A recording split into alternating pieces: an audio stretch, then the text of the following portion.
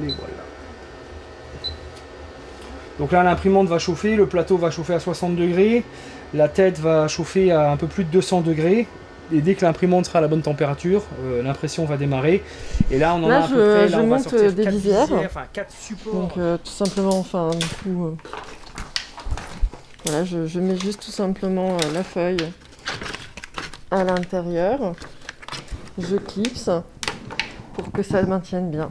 Voilà, bon, les élastiques sont déjà montés, mais c'est moi qui les monte aussi.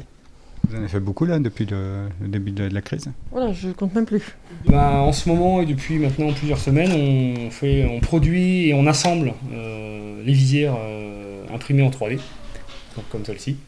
Donc on fabrique la partie blanche et on assemble dessus, on met un élastique pour le maintien au niveau de la tête et la partie transparente qui va protéger le visage. Là, le fil est pris par l'extrudeur qui le pousse dans la tête d'impression. La tête d'impression, elle est ici à 205 degrés. Et donc ça fait fondre la matière plastique et elle est déposée en couches très fines. Ici c'est des couches de 0,3 mm d'épaisseur. Et donc en déposant couche par couche, suivant le dessin de la pièce, on va avoir la pièce qui va se créer au fur et à mesure.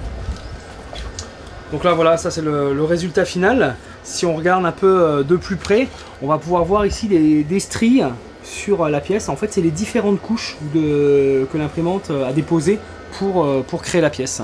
Et donc une fois que toutes les couches sont déposées, la pièce est finie, il suffit de la décoller du plateau et voilà, notre pièce est terminée. Vous étiez déjà équipé d'imprimantes 3D?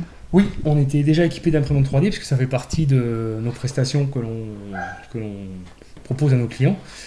Et en fait, au début du confinement, comme beaucoup d'entreprises, le chiffre d'affaires était retombé à zéro. Donc on s'est dit qu'on allait mettre nos imprimantes disponibles pour aider. Et on a commencé à produire les visières pour aider les personnels soignants dans les hôpitaux, les EHPAD, etc. C'est une production qui va durer combien de temps à votre avis?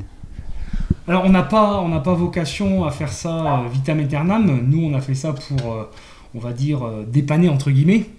Là aujourd'hui il y a des entreprises qui commencent à venir sur le marché avec des visières en injection plastique, ce qui sera beaucoup plus rapide à produire que l'impression 3D.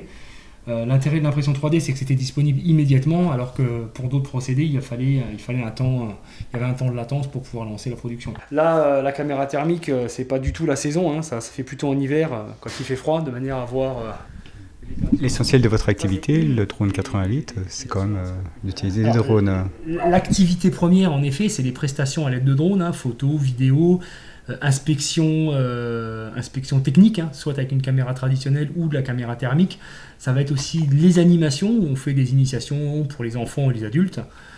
Et ça va être la photogrammétrie. Alors la photogrammétrie, c'est le fait de pouvoir utiliser globalement son drone comme d'un scanner 3D. Et pourquoi l'impression 3D au départ? C'était pour pouvoir justement imprimer les maquettes des bâtiments qu'on allait scanner avec le drone.